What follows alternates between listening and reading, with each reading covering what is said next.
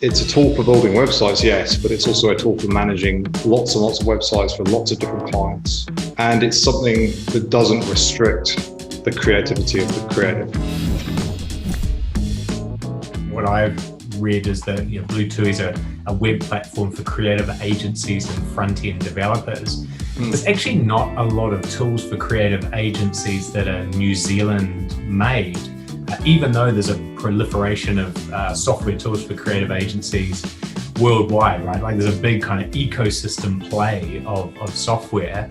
What did you see that was missing from that ecosystem that Blutui represents? Well, I think there's plenty, like you say, there's plenty of software out there for creative agencies. There's plenty of tools for front-end developers. What we saw was missing was an integrated approach. So a piece of software that will do the management of the sites en masse, to take care of the front-end developer and provide a tool that they can really use easily and make something that makes their life easier.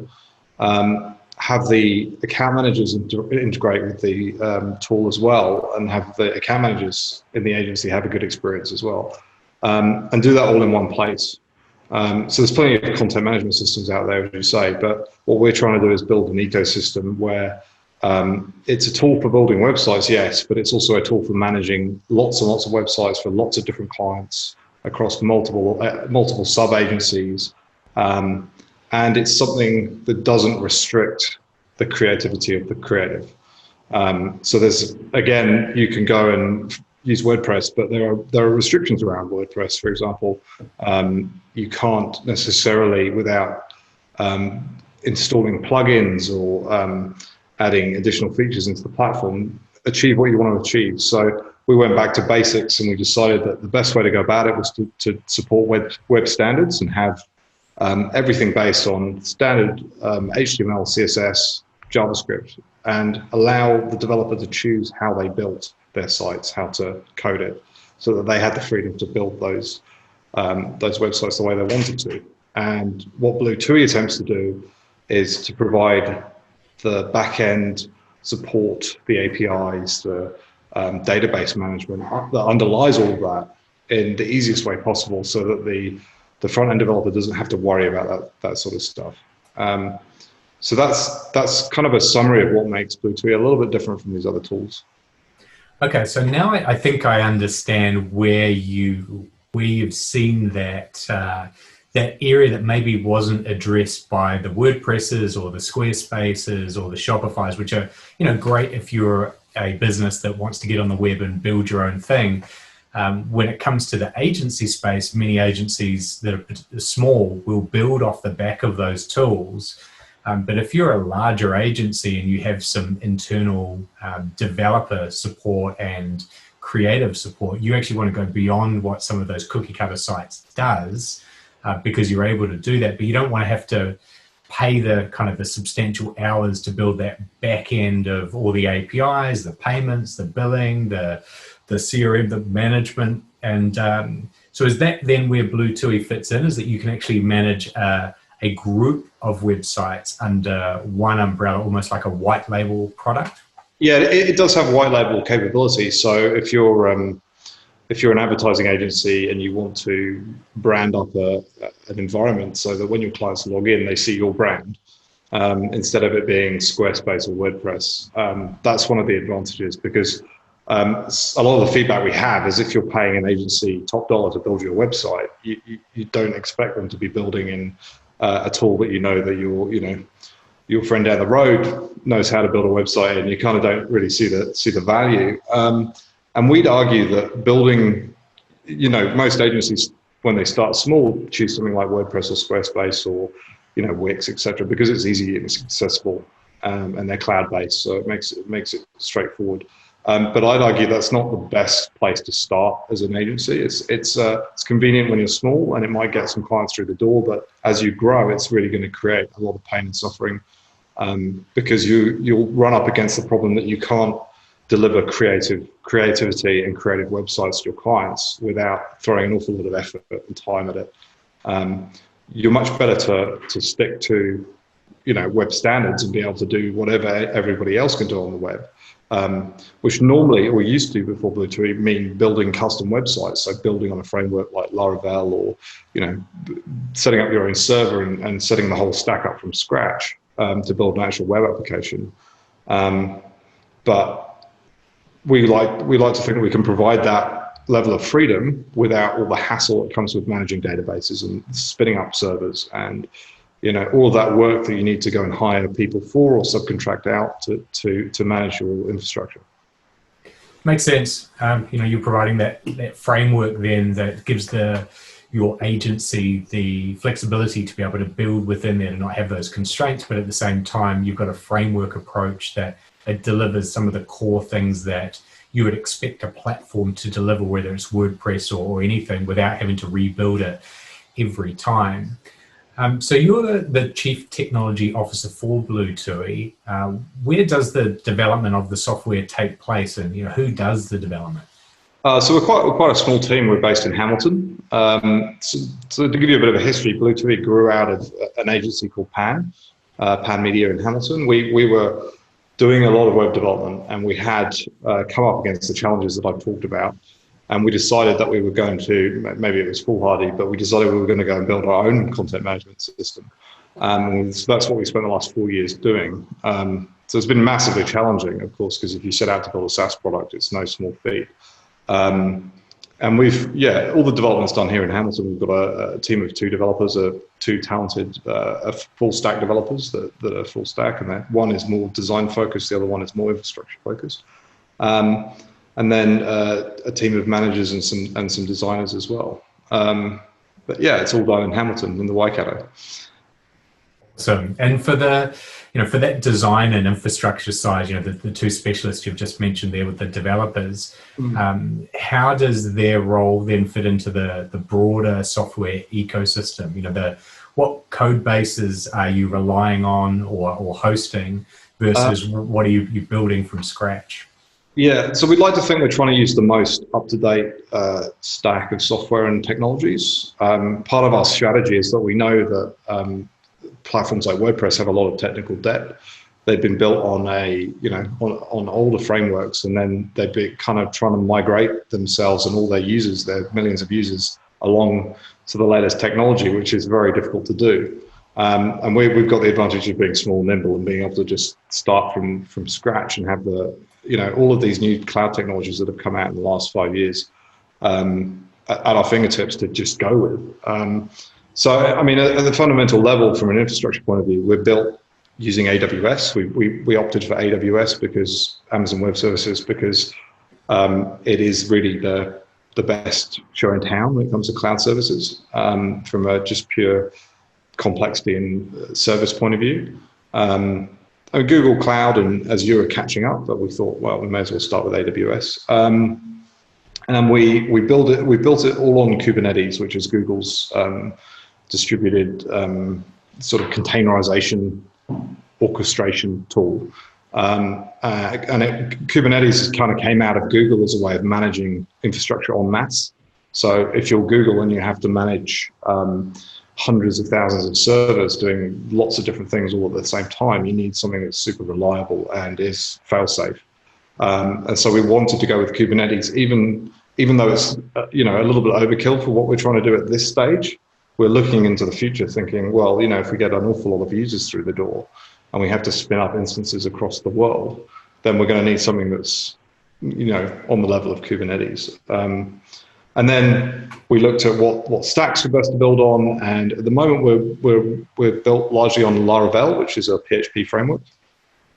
And then on top of that, we've got some Golang, which is doing some of the client-side stuff, JavaScript, a real mix of technologies, really. But it's all sort of come together in Blutui. Yeah. So we're constantly looking for new stuff. Like we're always finding things online that are better than what we have, and we kind of have to make a decision whether do we rebuild this thing or do we leave it for now and do it later.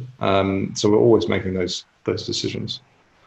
So you're really taking some containers or frameworks or areas of existing code offered by some of the big guys like Google, and then What then makes it New Zealand-made software when you take some of those existing frameworks and then you've got two full-time developers? Yeah. Are they customizing what's already there, or are they actually changing the nature of the code to make it fit for what you need it for? Yeah, so I think like most SaaS businesses, we base all of our actual product on open source software. And so the idea that open source software is some way not New Zealand is kind of somewhat flawed, because it's whoever contributes to the code base. So there's many developers contributing across the world to these code bases. And when we are using those code bases, we're adapting them and customizing them to what we need to do. We're connecting them up in novel ways that perhaps haven't been done before.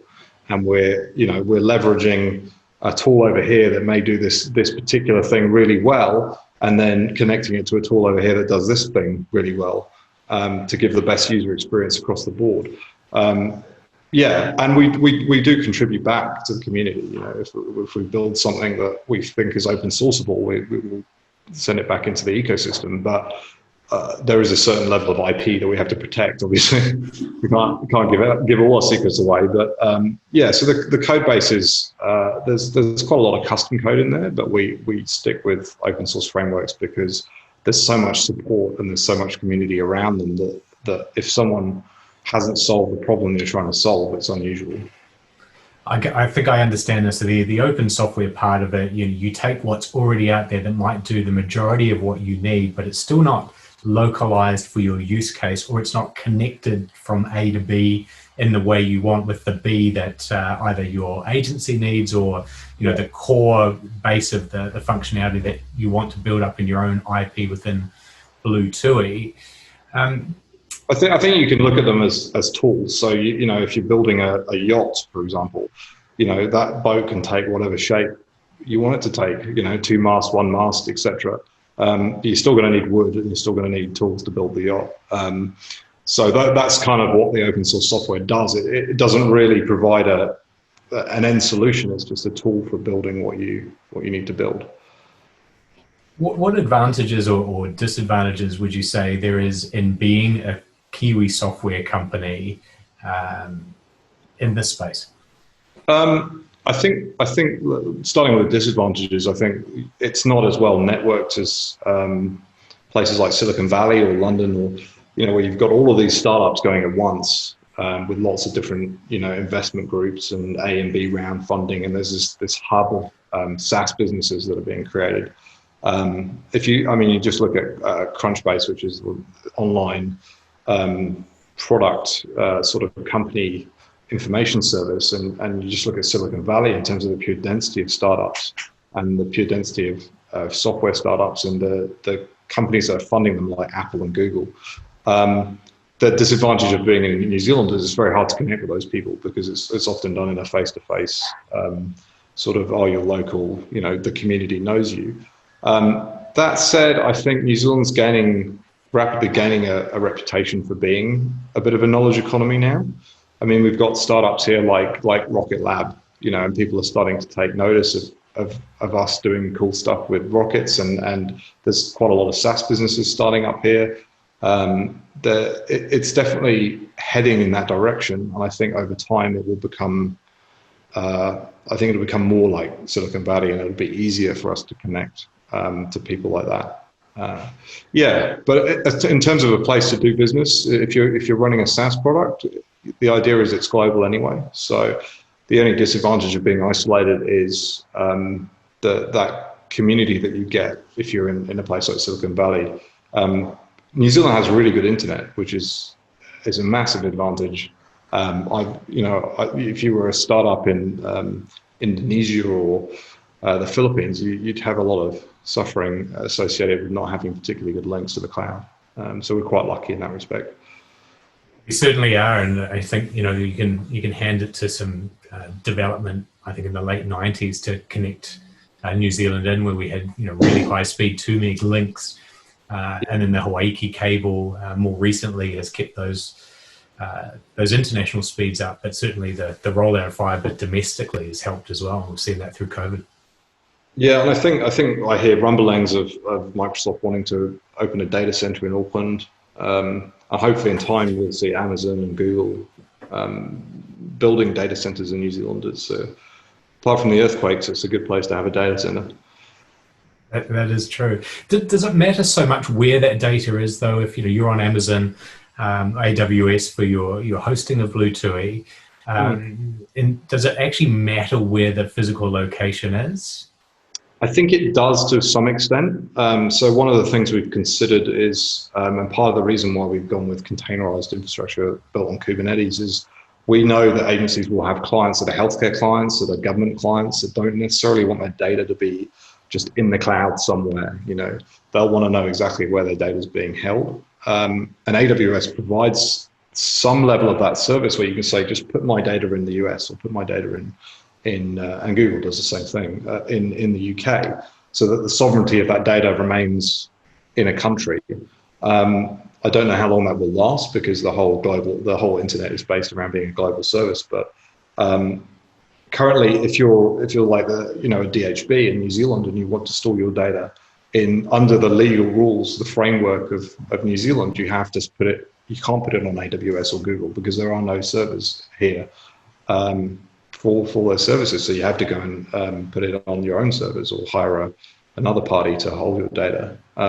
So it does matter to a certain degree, but whether that continues to matter, I don't know. It doesn't really have a great bearing on reality. It's really more of a legal thing.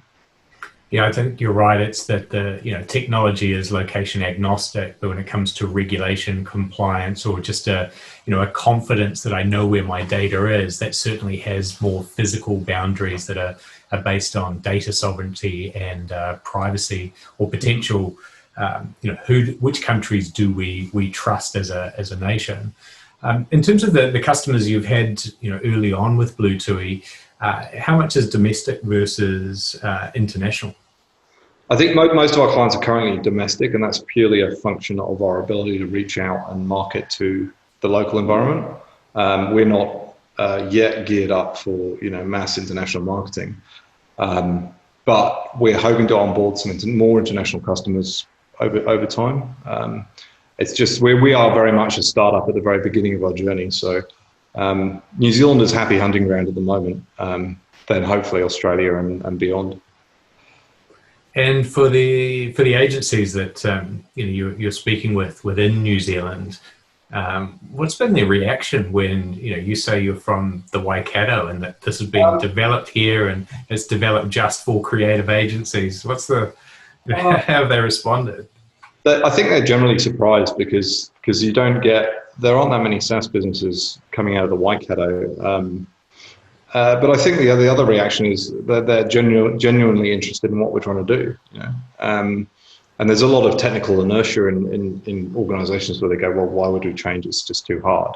But I think you can overcome that if you've got an interesting story, and particularly if you're talking to Kiwis and they kind of go, you're actually local and not a massive American conglomerate. They want to listen to you and want to talk to you more about it. So it's actually an advantage for us locally.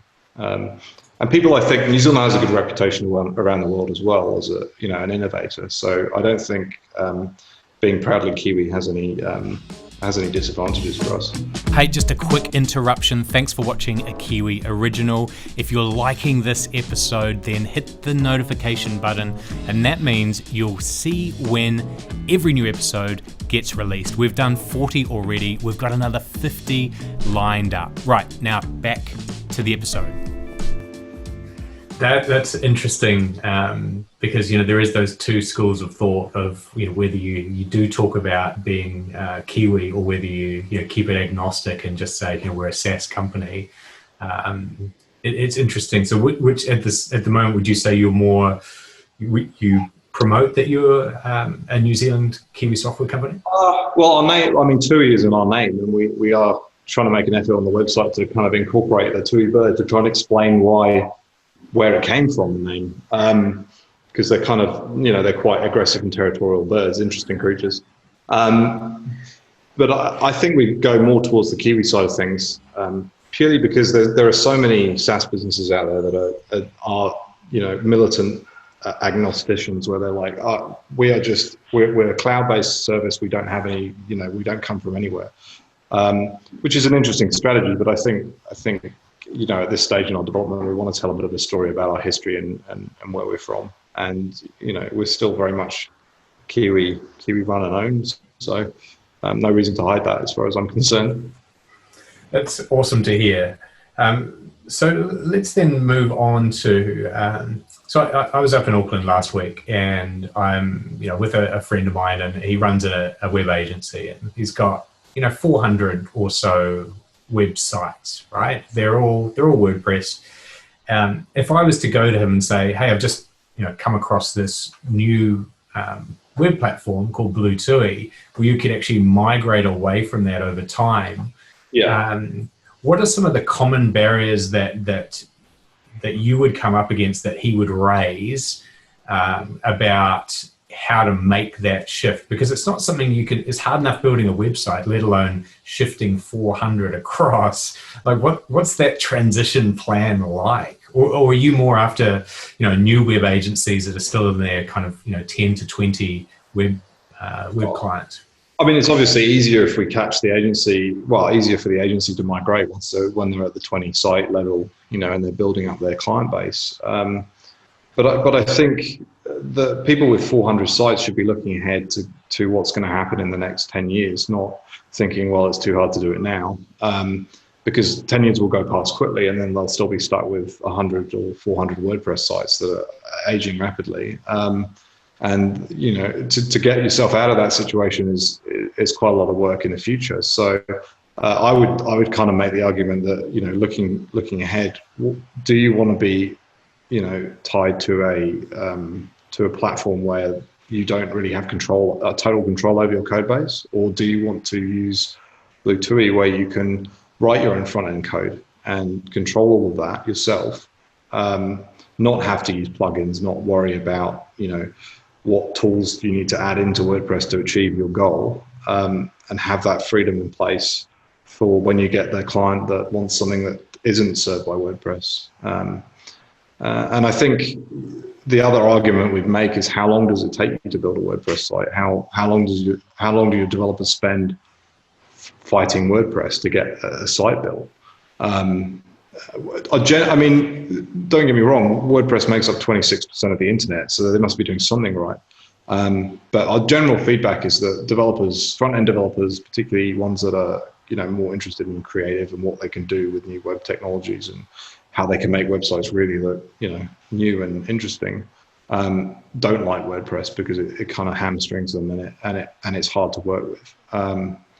So I guess the question would be, let's try and build one site in Blutui and see how the experience is, and we're confident that it will take you less time and be easier, and you'll get a better site out of it. Performance will be better, just generally it'll be a better site. So we don't have to convince them to move 400 sites. Maybe we just start with one and then see if they want to go any further. I'll make sure to share this episode with him so that he gets the soft pitch across, because he is a big supporter of New Zealand manufacturing and businesses that are made here, and there is a real growth in e-commerce for those manufacturing businesses. So there's an opportunity for an agency there for that platform play. For the businesses or the agencies you are working with, what makes your life easier in terms of what technical skills does a creative agency need to have to be able to use Blutui without relying on your developers for the core infrastructure? Well, I guess so. If I'm understanding the question, what makes it easier to develop in Blutui as an agency? You only need to employ front-end developers. So you only need to employ developers that understand HTML and CSS. If they know JavaScript, that's great, you can use it. But they don't need to know anything about databases. They don't need to know anything about infrastructural servers. In a WordPress situation, you're looking for someone that understands and knows WordPress, which is platform specific. So you've got to go and find someone that knows CSS, HTML, PHP, and WordPress. So if they can, if you're going looking for people, it kind of narrows the field a little bit. And then those developers are not necessarily going to be able to easily transition to another project where WordPress isn't a suitable tool. The idea with Blutui is we stick to web standards, and everything that gets taught in a university setting, or coming out of Polytech, you get taught HTML and CSS. You can then pick up Blutui and start building websites that you wouldn't otherwise be able to build without learning more stuff about APIs. And so we want to lower the bar to building really complicated websites with complicated data structures, so that you don't have to be a full stack developer to achieve that. I mean, we've got websites that are cross-referencing 2 different data sets, and there's links. It's complicated. The way that they handle data and filter data is complex. But as a developer, you don't need to go to a third party and go, look, we want to achieve this really complicated web app, and hire a bunch of full stack developers. You can just use front end developers and then leverage what Blutui has to offer to make it work. Got it. So you're really offering the back-end developers, spreading the cost across many different agency plays. Front-end developers sit within the web agency, which makes it then easier for those who are learning open source to actually be up and running without having to understand some proprietary platform. How good are we as Kiwis at software development? I think we've got an awful lot of talent here. I mean, certainly the developers we've come across over the years have all been very talented and motivated and creative as well. I think the thing that people often don't realize about development is that it's a totally creative pursuit. Like it's all about how creatively you solve problems. It's less about the mathematics and the code and more about how we're going to address this particular problem. And I think New Zealand's really good at churning out really creative developers. Certainly our team is just amazing, world class, and there's people coming out of universities and polytechs here that are really talented. So I think as a country, we need to make more of that and lose less people to Silicon Valley and the UK, and keep them here and build a bit of a SaaS empire in New Zealand. I love it. What got you into software development, Charlie? I actually started in medical communications, and my degree's in pharmacology. So I'm interested in science in general, but I kind of fell into software development as part of this role. I was working in the agency, working in Pan, and kind of got dragged into Blutui. And since I've always been a geek and a big fan of computers, it just kind of came naturally to me. I've been messing with computers since I was 8, but I've never really run a development team before the last 4 years. But I really love doing it, and I think it's something that is just interesting because you're always doing something different. You're always trying to achieve something, creative and new, rather than it being the same stuff every day. Is there any particular advice you'd have for someone that wants to get into coding, or is maybe at high school and is doing coding and thinking, well, how do I take what I'm doing now and actually end up in a place where I could become a CTO? What advice would you have for them?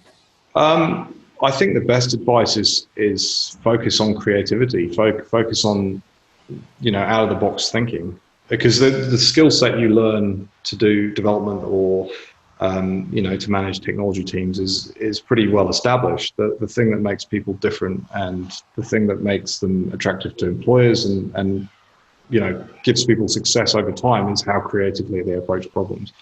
So if they can foster some creativity around how they work and collaborate with others to build stuff that's new and different, that's probably the best way to go forward, in my opinion.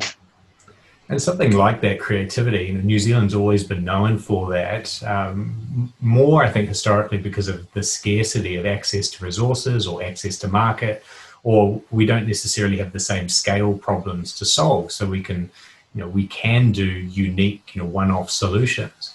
But I think at the same time, those unique one-off solutions actually end up being something that can be scaled around the world because we identify problems that maybe someone else hasn't come across yet.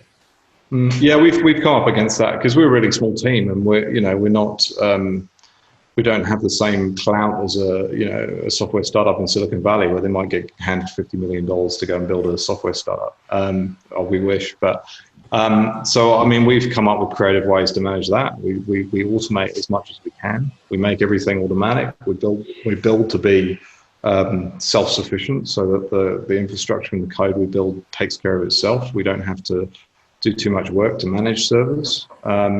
We put in more work at the beginning with the view that, if we have to do this same task over and over again, we just let the computers do it. We don't have to do it ourselves. So, yeah, and I think the whole number 8 wired spirit of New Zealand kind of lends itself to software development. It's kind of a shift from the farm gate to modern technology. I'd certainly like to see more of it, not just within the technology and software companies and people that we have, but a whole new generation coming through, applying those skills, not just at SaaS companies, but at hardware companies and manufacturing, where there is a software element to it. There's certainly more scope, I think, there to upskill New Zealand's capability. Yeah, absolutely. I think everything that's happening in New Zealand at the moment is positive. It's a step towards a more knowledge-based economy. And hopefully, if we can retain some more talent, and perhaps COVID may have an effect on that, we can lead the world. I just there was a woman that I've employed for a short-term contract, came back from London, looking for the same type of role as she was doing over in London, and actually found a role in Hawke's Bay at an agency there. And I was thinking, wow, that person was going to be over in London for a number more years. So we're getting access to some of our best and brightest from overseas. And, I just hope, bar the $3,000 that you pay as the toll bridge to come in, that, we're not putting off some of those experience skills, because that's how New Zealand's always done well, is we have that ability to go overseas, learn some things, bring it back here, and shift our country forward. So yeah, it's an interesting time. I think some of those people coming back might take a step back and start their own businesses, perhaps, and build new businesses, which would be quite cool. Certainly the scope for that. We've got the internet to do it, and that ecosystem and technology is certainly far stronger than it was a decade ago, thanks to organizations like your own, who are paving a new way. And with an organization like Blutui behind creative agencies, it means that the money from businesses like manufacturers that want to go direct to consumer, want to start an e-commerce, they're not having to pay twice or pay for overheads of a set of, it may be a hidden cost, because they're still just buying a website, but anything that affects our infrastructure and digital has a positive effect for all of the businesses that need a digital front door. Yeah, I think the more we're already in quite a good space from an infrastructure point of view in New Zealand. I mean, the fact that you can get high-speed fiber to the door in most houses is massive, and businesses have high-speed internet here. We're still ahead of the US in terms of internet penetration and the speed we have, and the internet was invented in the US in many respects. So they have a bit more of a challenge over there, because they're not the government hasn't taken the reins and gone, right, everybody gets high-speed fiber. It's more of a fight between multinationals. But yeah, I think we're in a really good spot, and we're kind of poised to do more in digital. I think it'll happen over the next couple of years. I think those stories need to be told. It's not just the internet speeds we've got that are faster in New Zealand versus the US. Our entrepreneurship rate is 2.5 times America's. And so we've got all these natural advantages, and particularly, as you say, with the internet, it has no boundary, like physical boundaries. It gives us the opportunity to play to those strengths. And I actually wonder if COVID isn't the thing that kicks everybody into the view that it doesn't matter where you are on the planet, or where you're working. It's more important about what you're producing, what the outputs are. Absolutely, and it's made this interview that we've just had here possible without either of us having to fly to Wellington or to the Waikato, as much as I would love to visit. Is there anything else, Charlie, that you want to add before we finish up? Not really. I think we've pretty much covered everything. Just to say, please keep an eye on Blutui, and we'll be, keeping everybody, follow our YouTube, follow our social media, keep everybody updated on what we're doing and what we're up to. Well, I'll make sure, this is my personal commitment to you for being on a Kiwi Originals. I've got a few friends in creative agencies, both here and over in London. So once this goes live, I'll make sure that I send this link personally to them to say, hey, maybe it's time to get away from that technical debt of WordPress, or get serious and not host on Squarespace and move to something that's got a bit of Kiwi code behind it. Yeah, awesome. Well, I appreciate that. You're welcome. And thanks very much for your time today, Charlie. Thank you very much. This has been a Kiwi Original brought to you by the New Zealand Made team. Thanks for watching. The New Zealand Made trademark is used by over 1,200 businesses in New Zealand.